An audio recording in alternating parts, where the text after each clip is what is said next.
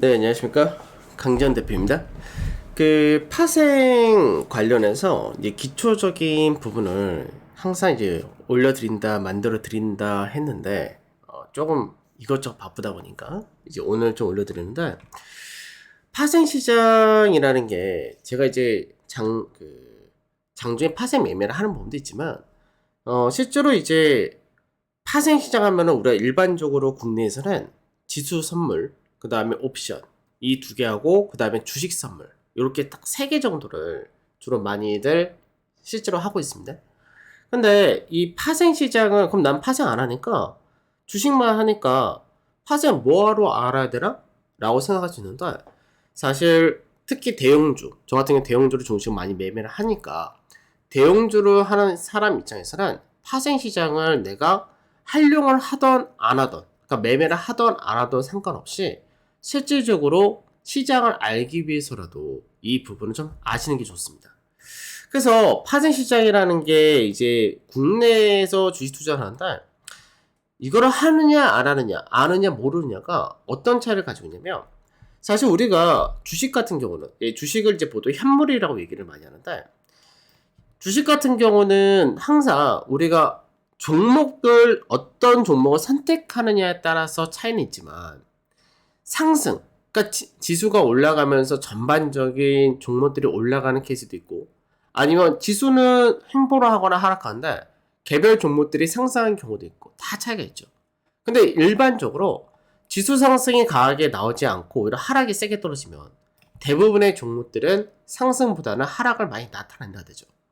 그래서 이 주식시장, 특히 현물이라는 시장은 상승 아니면 수익이라는 것 자체가 나오지가 못하는 구조인 거죠. 물론 배당을 받는다라고 하면은 얘기는 달라집니다.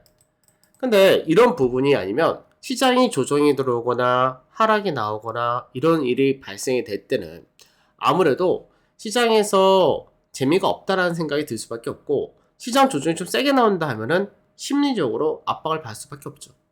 근데 이제 이런 상승만 나올 때 수익을 내는 이 현물과 달리, 파생이라는 거는 시장에서 하락이 떨어진다 했을 때, 이때 또 하방 포지션을 취해가지고 수익을 낼 수 있는 그 형태가 될 수 있기 때문에, 또 시장이 큰 폭의 하락은 없는데 장중 변동이 세다, 이럴 때도 역시 또 한 번의 기회를 얻을 수가 있다가 됩니다.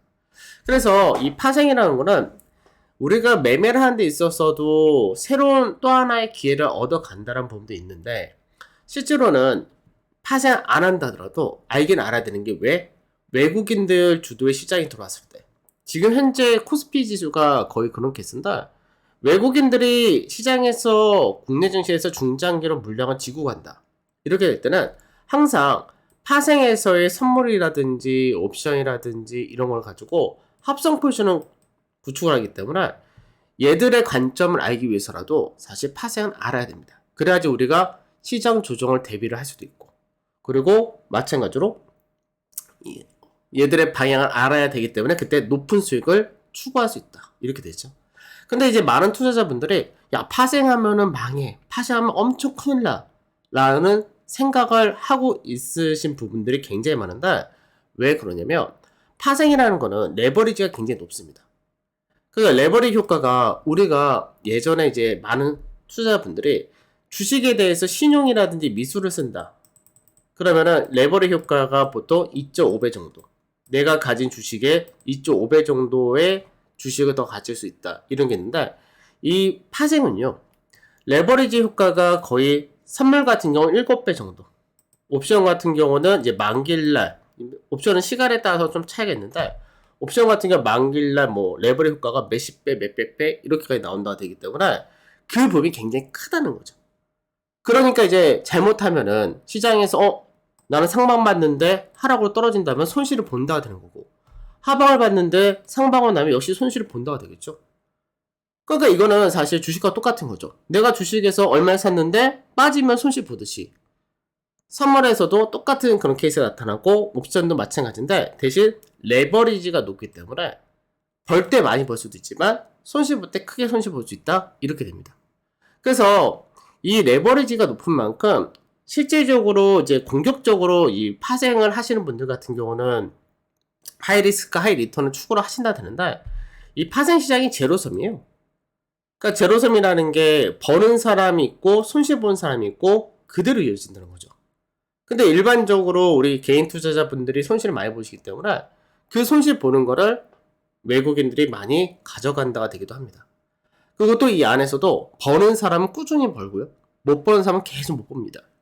그래서 이거를 어떻게 활용을 해야 돈을 잘 벌 수 있느냐 이런 부분도 있는데 그래서 저 같은 경우 좀 안정적으로 파생을 움직인다가 되는데 안정적으로 하게 되면은 주식시장에서의 안정적인 투자 방법 중장기를 가지고 좋은 종목들 거기서 수익을 얻고 그리고 만약 이쪽이 좀 쉰다 됐을 때는 단기적으로 단타가 됐던 뭐 짧은 구간에 파생을 매매를 해가지고 여기서 수익을 플러스 알파를 만든다 이렇게 될 수가 있다는 거죠.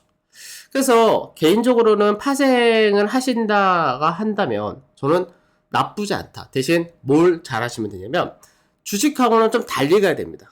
주식이라는 거는 좋은 종목 물리면은 놔두고 가. 나중에 이장이 올라올 거야. 이렇게 될 수 있겠지만 파생은 아니다 싶으면 바로 끊어야 됩니다. 내가 상승을 봤는데 상승이 나온 듯 하다가 하락으로 떨어진다 바로 끊어야 되고 하락으로 떨어진다로 봤는데 상승이 나온다 때 그것도 바로 아니다 하면 끊어야 됩니다.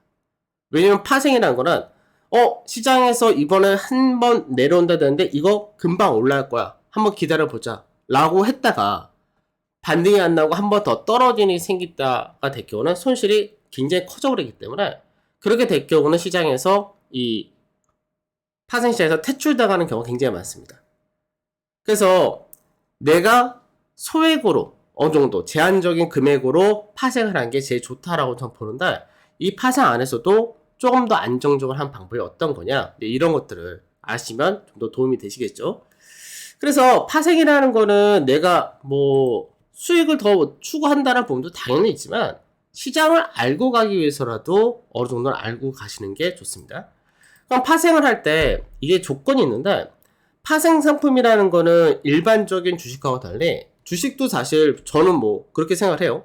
대형주 같은 경우 대형주라고 해서 무조건 다 좋다도 아니지만 대형주에서 실적이 꾸준히 나오는 실적 가치주 같은 경우는 사실 쌀 때 사가지고 꾸준히 배당받고 업황 돌아서는 거 확인하고 주가 가면은 주가 상승을 먹고 배당 먹고 굉장히 좋다고 생각하는데 중장기 투자적인 부분에도 마찬가지고 단기적인 부분도 마찬가지고 근데 많은 투자자분들이 테마주라든지 이제 실적 안내를 급등주 매매를 굉장히 많이 선호합니다. 근데 이것도 마찬가지로 급등을 하다가 올라가든 좋은데 나중에 너무나 과하게 올라갔다가 주가 제재를 찾는 과정에 들어오게 되면은 심할 때는 10분의 1 토막 심할 때는 반 토막 쭉쭉쭉 내려오죠. 그럼 이거는 안전하냐? 아니죠. 안전하지 않죠. 이렇게 한번 과열 만들고 너무 고밸류 만들었다가 그때부터 무너지면 최소 3년에서 5년, 10년 그래도 정말 재수없으면 성장 폐지, 관리 종목 지정 이렇게 될 수 있으니까 부실한 종목들 같은 경우는 그래서 이게 사람들의 기존 인식의 차이인데 주식도 현물도 안정적인 게 있고 약간 리스크를 갖고 하는 게 늘 있듯이 파생은 이제 일반적으로는 대부분이 위험 상품이다라는 부분. 어차피 주식은 위험 상품이에요. 주식이나 파생은 다 위험 상품인데 그 안에서도 파생은 조금 더 원금 손실한 부분이 훨씬 더 나올 수 있는 상품이기 때문에 여기서 투자 성향이라는 게 일반적으로 다 우리가 이제 그 증권사 HTS라든지 증권사 홈페이지 가게 되면 투자 성향 진단이라는 게 있어요. 이거를 한번 수정을 해야 됩니다. 그래서 투자 공격 투자형 요게 돼야지 선물 옵션 거래가 가능해진다. 요게 되는 거고요. 그러고 나서 투자 성향이 낮게 나오면 다시 수정하면 돼요. 그래서 요거는 뭐 그렇게 처리하면 되고 그래서 파생 상품을 하기 전에는 요 과정 그 다음에 교육을 이수하셔야 되는데 이 교육은 금융투자교육원에서 2시간짜리인가를 이수하시면 돼요. 6,000원짜리인가가 있는데 6,000원짜리가 있고 이제 뭐 아주 깊게 들어간다 해가지고 뭐 한 열 몇 시간? 20시간? 이런 것들은 금액이 좀 있습니다. 근데 그런 걸 굳이 하실 필요 없겠죠. 그러니까 기본적인 이론 내용은 들어가 있다. 이렇게 보시면 되고. 그 다음에 모의거래를 이수해야 된다라는 부분이 있는데, 이거는 뭐, HTS 모의거래 몇 번만 하시면 바로 다 끝난다 되죠. 그래서 이 부분이 선행적으로 준비를 해놔야 파생 상품을 이제 시작을 할 수 있는데, 파생 계좌를 따로 만드신 겁니다. 현물 계좌와 파생 계좌는 구분이 돼요. 그래서 이제 HTS에서도 이제 따로따로 움직일 수가 있고, 아니면 증권사를 다른 거를 두 개를 나눌 수도 있고, 여러 가지 편하신 대로 하시면 되는 거고, 예전에는 파생 계좌가 이제 개설할 때 예속은 3천만 원이 필요했었습니다. 근데 지금은 1,000만 원 정도 이렇게 들어온다고 돼요.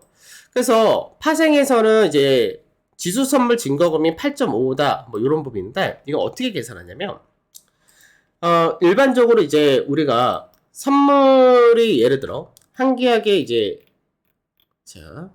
한 계약이 얼마냐, 우리가 이제 증거금이 아니라 실제적으로 한 계약이 얼마냐 할 때, 예를 들어 선물 지수가 370포인트다. 그러니까 370포인트에 대해서 1포인트당 25만 원이라는 금액을 책정을 합니다. 그러면 9,250만 원이라는 실제로는 선물 한 계약을 내가 매수를 하거나 매도를 한다 했을 때 순수 100% 현금으로 내가 이걸 산다면 9,250만 원의 돈이 필요한 거예요. 근데 증거금이 8.55%. 그러면 8.55%면 얼마? 한 계약을 사는데 난 790만 원 갖고 한 계약을 산다는 얘기예요. 그러면 내가 지금 370포인트짜리 선물을 한 계약 산다. 그러면 실제적으로 원래 9,250만 원이 있어야 되는 건데 대신 얼마? 790만 원에 산다가 되는 거예요. 그러면 370포인트로 산 게 뭐 1% 올라가던 1% 빠지던 뭐 얼마 올라가던 1포인트가 올라간다. 그러면은 25만 원이란 이익이 생기는 거고, 반대로 1포인트 손실이 난다. 그러면 25만 원이란 손실이 생긴다. 이제 이렇게 되는 거예요. 그래서 이게 그 선물 같은 경우도 이제 워낙에 레버리지가 크다고 말씀드렸는데, 왜? 증거금이 8.55%밖에 들어가질 않으니까. 실제로는 9,200만 원이 넘어가는 녀석을 790만 원 주고 한 계약 산다 되니까. 그래서 이 부분이 계약수를 이제 뭐 좀 크게 하시는 분들은 많이들 하게 되는데, 그럼 이제 주식으로 얘기할 때 이런 거죠. 주식으로 나 한 5천만 원 투자한다. 그러니까 이렇게 하신 분도 계세요. 이렇게 전 권해드리질 않는데, 5천만 원치 나 투자해. 그러면 선물 쪽에서 나는 지금 이거를 6계약에서 7계약 정도 살 수가 있다고 되겠죠. 이거를 실제로는 한 계약당 사는데 790만, 800만 돈이라면 이제 6계약 정도겠네요. 6계약 정도 산다 하면은 한 4,800만 되니까. 그럼 6계약을 샀는데 1포인트 상승한다. 그럼 얼마예요? 150만 수익이죠.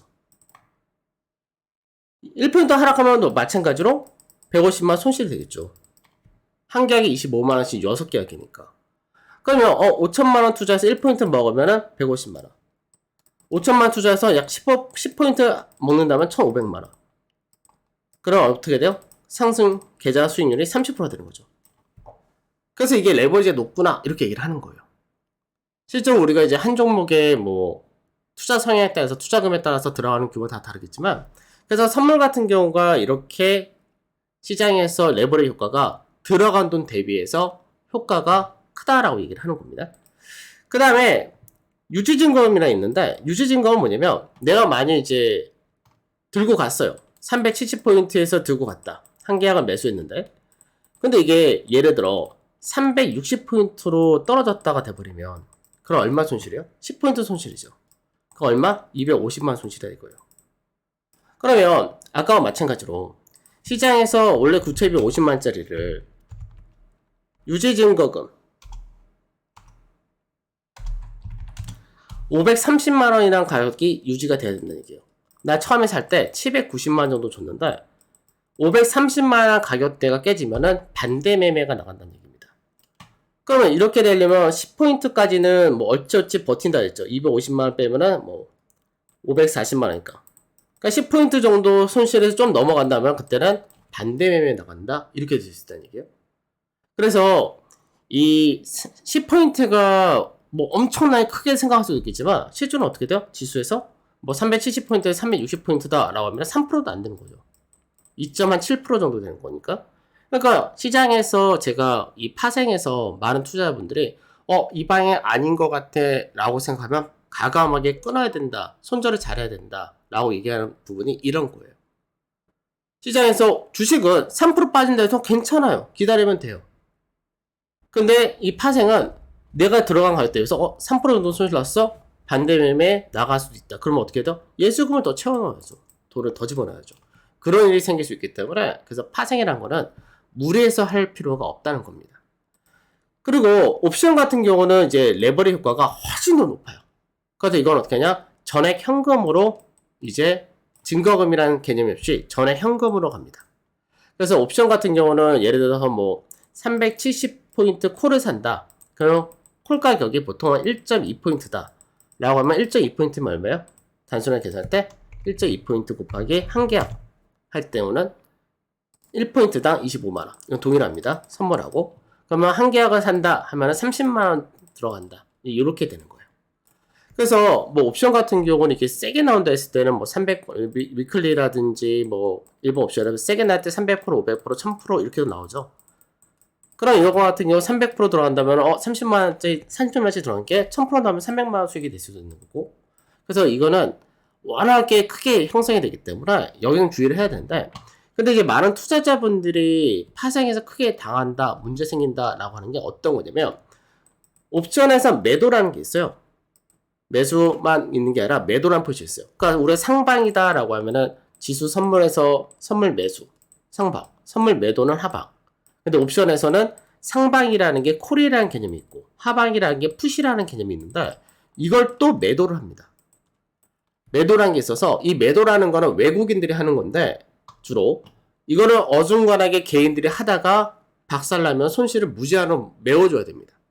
그래서 옛날에, 요즘은 안 그런데 옛날에 이 매도를 하는 사람들이 가끔씩 뭐 금융위기가 터지건 아니면 뭔가 미국에서 테러가 일어나던 국내에서 IMF가 터지던 이런 일이 발생되었을 때 매도 포지션 취했던 사람들이 바로 꼬꾸라지는 거예요.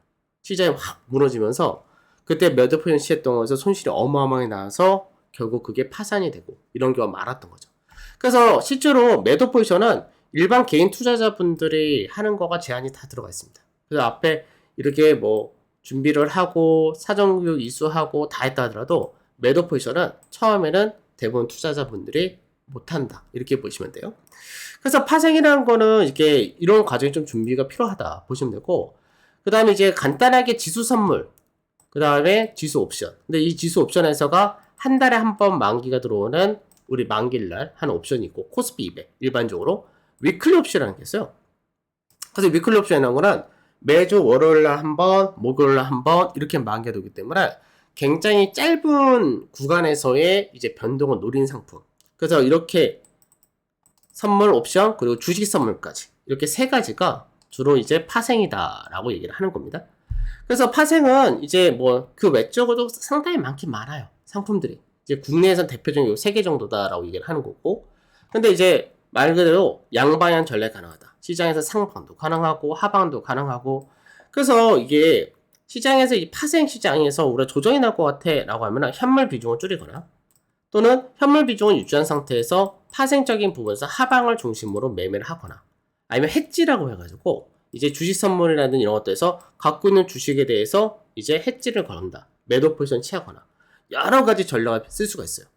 그래서 단순하게 이제 시장에서 우리가 주식을 한다 했을 때는 한 가지 방향밖에 못 쓰거든요. 근데 이제 파생을 이용한다 되면은 양방향이 가능해지고, 그 다음에 변동성을 이용해서 수익을 창출할 수 있고, 단타를. 그 다음에 해지라고 해가지고 이제 리스크를 경감하는 포지션을 취할 수 있다고 되겠죠. 그래서 외국인들이 이걸 다 쓰는 거예요. 시장에서. 외국인 같은 경우는 주식도 많이 사고 또 공매도도 하면서 해지도 걸고 하방 포지션도 만들고, 변동이 커질 것 같으면 옵션이라든지 선물이라든지 이쪽에서 포지션도 달리 나누고, 시장이 무너진다 뭐 했을 때는 그것들 대비하면서 기존 갖고 있던 지분에 대해서 해지 전략을 쓰고. 그래서 이게 굉장히 큰 거죠, 사실은. 외국인들이 이쪽으로 많이 움직이다니까 그가 우리도 어쩔 수 없이 글로 간다가 되는 수밖에 없는 거예요. 근데 이제 그냥 나는 시장 상관없이 테마주, 개별주 이것만 매매하는 스타일이면 사실 파생까지 굳이 하실 필요가 없는 거죠. 어차피 그쪽에서 변동성 이용해서 개별주 매매하고 있는데 시장하고 상관없이. 그러니까 물론 시장이 빠지면 당연히 더 빠지죠.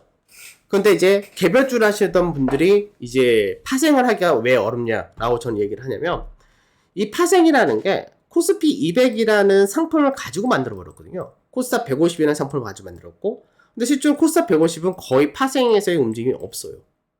그러다 보니까 코스피 200을 갖고 만들었다는 얘기는, 즉 우리나라 시총 최상위 200개 종목으로 만들어진 파생이다 보니까 평상시 거래를 코스피 200에 속한 대형주를 갖고 매매하신 분들이 그나마 시장을 조금이라도 방향이라든지 이런 것들을 맞추기가 좀 수월한데, 개별주라고 이쪽을 매매 안 하시던 분들은 시장의 방향이 어떻게 갈지 모르니까 그냥 대충 하는 거예요. 대충 올라가겠지, 빠지겠지. 그러면 거의 이 시장에서, 이 제로섬이라는 시장에서 돈을 주는 쪽. 이렇게 됩니다. 그래서 아까도 봤듯이 선물이 이제 예를 들어 360포인트 한 개가 샀다. 상방 포지션 잡는다 하면 1포인트. 지수로는 0.27% 정도 되는데 1% 상승하면 1% 상승하면 25만원 수익. 한 개였다. 반대로 손실 나면 25만원 손실. 반대로 매도를 했다. 하방을 잡았다. 이때는 1포인트가 오히려 지수 상승하면 손실이 나는 거고, 반대로 하락하면 수익이 나는 구조. 이게 지수 선물 상품의 구조입니다. 자, 그 다음에 이제 또 봐야 될 거. 그러니까 제가 이제 시장을 설명해 드리거나 시장에서 중심이 뭐다 막 이런 얘기 자주 해드리는데, 외국인들이 특히 시장을 가져간다 했을 때, 외국인들이 중심에 섰을 때, 이때가 시장에서가 이 파생에 따른 영향이 더 크게 들어온다. 왜 그러냐면, 이게 우리나라 전체 시가총액이 약간 이게 날짜가 좀 다르긴 한데, 지금하고는 이게 2200조 정도 한때 2226조. 코스피 전체가 2226조. 근데 이 중에서 전체 한 1000 종목 되죠. 1000여 개 종목 되는데, 거래소에서가 여기서 상위 200개 종목이라고 뽑아놓은 코스피 200이 1932조예요. 전체 시장이 얼마? 85%예요. 그럼 생각해보세요. 우리가 만약에 외국인인데 내가 한국이라는 증시에 투자를 하는 데 있어서 한국 증시에서 1000 종목에 대해서 들어가는 게 수월하겠어요? 200개의 종목인데 이게 대부분 85% 차지하는 거에 들어가고 관리를 하고 해지를 할 수 있는 거에 편하겠어요. 당연히 핵심 종목에만 들어온다 되는 거예요. 그러니까 외국인들은 매수한다 했을 때 한국 시장 들어온다면 코스피 200을 사요. 왜? 어차피 전체 한국 코스피 지수의 85%를 차지하는 게 코스피 200이니까. 근데 또 그 안에서도 시총 30위까지만 하면 얼마냐? 또 70%예요. 이 코스피 200 내에서 시총 30개까지만 해도 70%를 차지합니다. 실제로 시총 한 50위까지 가면은 한 85%또 돼요. 그럼 무슨 얘기냐? 외국인들은 시장에서 한국 증시 투자한다 했을 때 코스피 시총 최상위 1위부터 50위 정도까지만 사고 조금 더 너프하게 사서 100위까지만 산다 하면은 거의 90% 정도의 비중을 가져가기 때문에, 그럼 한국 증시 전체 투자하는데 딱 100종목만 매매를 하면은 실제 시장에서의 80% 정도를 거의 다 샀다가 되는 거예요. 그러니까 이 안에서 시총 상위에서 성장주가 강세될 때가 있고, 아니면 실적주, 밸류를 중심으로 강세될 때가 있고, 이 성향을 알아야지만 당연히 주식도 이 안에 해당되는 것들을 살 수 있는 거고, 그리고 파생에서도 이쪽이 움직이는구나, 이렇게 우리가 예상할 수 있다가 되는 거죠. 그럼 파생에서 마찬가지예요. 파생하고 주식하고는 차이는 뭐냐? 왜 시장에서 위험하다냐? 이게 성향의 차이도 있겠지만 구분해 주셔야 되는 게, 현물은 우리 일반적인 주식은 들고 가면 돼요. 물리면 들고 가면 돼요. 상장 폐지라든지 관리 종목 지정이라든지 뭐 이런 게 있지 않나, 주식은 들고 가면 배당도 중간에 주는 기업들은 주고 유지를 할 수 있죠. 근데 파생은 무슨 차이? 시간이 만기라는 게 있어요. 만기가. 선물은 3월, 6월, 9월, 12월. 물론 롤오버라는 게 할 수가 있는데, 선물은 롤오버라는 거 할 수 있어, 연장을 할 수 있긴 하지만 실제로는 만기라는 시간이 있어요. 시간이. 특히나 옵션 같은 경우는 정해진 시간 딱 지나면은 옵션은 약간 권리를 행사하느냐 못하느냐 이 부분이기 때문에, 그래서 옵션 같은 경우는 오히려 시간 가치가 굉장히 크게 작용을 하는 거예요. 그래서 옵션에서 제가 이제 시장을 봐드리거나 시장 설명해드릴 때 프리미엄이 높다 안 높다 막 이런 얘기 자주 해드린다. 이제 그런 부분이 이제 시간 가치에 따라서 더 빠져야 된다 또는 행보한다, 시간 가치가 없으니까 변동이 커질 가능성이 생기는데 그 변동이 커질 때는 굉장히 큰 폭의 시세가 나올 수 있다, 이런 것들을 우리가 추정할 수 있는 거죠. 그래서 파생에서는 제일 중요한 게 이 시간 가치가 있다는 거. 요거를 좀 생각하셔야 되고, 근데 아까도 얘기했듯이 이 파생에서 국내 코스피 200을 가지고 현물을 가지고 만든 게 지수 선물, 이걸 가지고 만든 게 옵션, 이렇게 되기 때문에 결국 이제 최종적으로 만기를 하거나 결제한다 했을 때의 기준은 만기일날 들어왔을 때는 그때는 기초자산 코스피 200이 기준이 된다는 거. 그러니까 이걸 가지고 사실 매매를 하는 거예요. 그래서 조금 이 내용을 깊게 들어가게 되면은 굉장히 이제 상세하게 세부적으로 좀 들어가야 돼요. 그래서 이제 많은 투자자분들이 어려워 라고 생각하시는데 그건 아니에요. 왜 그러냐면 우리가 주식도 마찬가지예요. 현물 시장도 우리가 마찬가지로 현물에서 사람들이 멋모르고 와 시장 좋대 그러니까 매수하면 되는데 멋모르고 샀을 때는 벌 수 있어요. 코로나 때처럼 뭐 주가 다 빠진 다음에 그냥 무작정 다 산다 쪽에 분위기 만들면 대충 사도 수익을 나는 게 그 시장이 좋아서. 근데 시장이 하락하고 떨어지고 나면은 시장에서 그때 거죠. 야 이게 주도주였어. 이걸 그때 사면 안 되는 거야.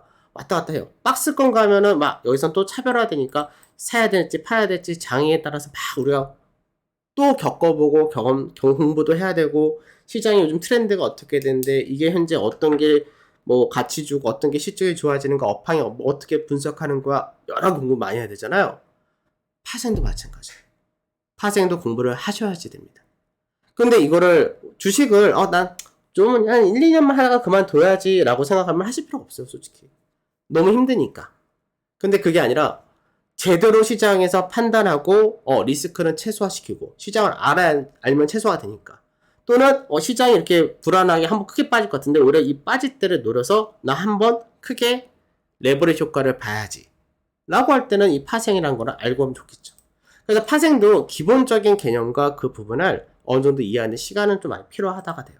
그래서 제가 이제 VOD를 만들고 이제 강좌를 설명해드리고 한 게 그런 부분인 거고, 그 다음에 아까도 봤듯이 이 시장에서 파생적인 부분에서 외인들만 왜 보면 되느냐라고 제가 그런 얘기 드리는데, 실제로 이제 거래소 같은 경우는 거래소에서는 거의 개인들의 매매 비중이 한 50에서 60% 차지합니다. 평균적으로. 우리가 맨날 외국인들 사느냐 기관이 사느냐 막 따지지만 실제 거래소에서는 개인들의 매매 비중이 50에서 60%예요. 코스닥 같은 경우는 보통 85에서 90% 매매 비중이. 그러다 코스닥은 개인들의 신용인도 굉장히 좀 많이 자주하지만 시장 분위기에 따라서 많이 움직이죠. 근데 이제 실질적으로 선물은 어떻게 되냐? 선물에서는 외국인들이 거의 65에서 70% 정도. 그러니까 거의 시장에서 3분의 2 정도 이상을 외국인들이 다 움직이는 거예요. 근데 기관이 들어오느냐? 아니요. 기관이 안 들어와 버려요. 기관은 비중이 금융투자 애들이 들어온 게 한 10% 정도 들어온다. 얘들 뭐예요? 프로그램 차익거래. 차익거래라고 늘 제가 가끔씩 말씀드리죠. 프로그램이 나갈 게 얼마 있다, 베이시스 어떻게 돼서 움직인다. 이것도 다 논리적으로 잡히는데 이 파생이 그래서 되게 체계적이에요. 사실은. 주식보다 더 체계적인 게 파생입니다. 그래서 기관에서는 차지한 비중이 작다 보니까 결국 외인들이 다 좌지우지를 하는 거예요. 근데 외인들이 선물에서만 그 비중을 찾은 게 아니라 이 선물을 가지고 옵션에서도 같이 연동시키거든요. 항상. 그러다 보니까 옵션에서도 매매 비중이 거의 비슷하게 연결된다고 되겠죠. 기관은 옵션은 매매는 더 안 합니다. 얘네는. 매매는 기관은 거의 안 해요. 옵션은. 그러니까 이제 시장에서 결국 파생이나 시장은 외국인들이 다 좌지우지한다. 우리가 이렇게 얘기를 하는 거예요. 그래서 파생 시장을 이제 한번 우리가 공부하고 이거를 하려고 한다를 하려면은 여러 가지 공부도 하셔야 되고 또 시장도 우리가 상승장이 있고 하락장이 있고 조정장이 있듯이 파생 시장에서도 외국인들이 포지션의 상방을 보면서 가는 장이 있고 하방을 보면서 가는 장이 있고 박스권의 장세는 주로 프리미엄이 높게 형성이 됐거나 아니면 프리미엄이 아예 죽어가지고 시장에서 변동이 이제 앞으로 변곡이 나올 거다 라고 하는 장이 있고 다 차이가 있어요. 그래서 이제 시장에서 프로그램 매도가 나올 게 많다 그러면 경계를 해야 되는 거고 베이시스를 중요하게 봐야 되는 거고 또 반대로 프로그램이 너무 많이 떨어져서 이제 더 이상 떨어질 수가 없다 그럼 이제 슬슬 상승 쪽에 봐야 되고 이런 장사 다 차이가 있다가 됩니다. 그래서 실제로 이제 그건 여러분들 몫인데 이 파생을 공부하고 이걸 통해서 수익을 보느냐 더 오히려 안정적으로 가느냐 저는 개인적으로 그렇게 생각해요. 저는 개인적으로는 파생을 하면은 더 안정적으로 현물 시장을 움직인다. 현물 시장에서 더 안정적으로 수익을 창출할 수 있다고 저는 봅니다. 왜냐면 시장을 알기 때문에 지금은 리스크 회피를 할 구간. 지금은 오히려 저점이니까 더 사도 좋은 구간. 단기적으로 차익 실현을 해야 되는 구간. 이런 것만 알아도 현물 시장에서는 더 안정적으로 갈 수 있고 또는 현물 시장에서 당분간 조정 들어서 한 달이나 두 달 동안은 지수가 윗발이 안 나고 종목별 장세니까 그냥 뭐 재미가 그렇게 많지 않을 수가 있어. 물론 그 종목별 장세가 내가 보는 방향대로 내가 갖고 있는 종목들 중심으로 간다면 더할 날이 없겠지만 시장 자체가 하락장이고 별벌이 없고 크게 손실 볼 것도 없지만 먹기도 힘들어. 그러면 파생을 이용해서 당일 단타를 치던 단기 매매를 하던 그래서 파생해서 수익을 조금씩 챙겨가지고 여유를 또 있게 만들고 거기서 수익 난게 더 크다가 되면은 현물을 더 사고 이런 식으로 운영한다면 그게 더 심리적으로도 안정 갈 수 있다 됩니다. 근데 이걸 또 반대로 잘못하게 되면 어떻게 돼요? 제대로 분석을 못하고 또 엉망을 한다 되면은 현물시장에서 방향을 잘못 읽었어가지고 현물에서도 손실이 더 크고 파생에서도 손실이 더 크고 그 이중을 당한다 되겠죠. 그래서 주식시장이 쉽게 꽁으로 내가 뭐 감이 좋아서 나 먹을 수 있을 것 같아 라는 거는 지속성이 없습니다.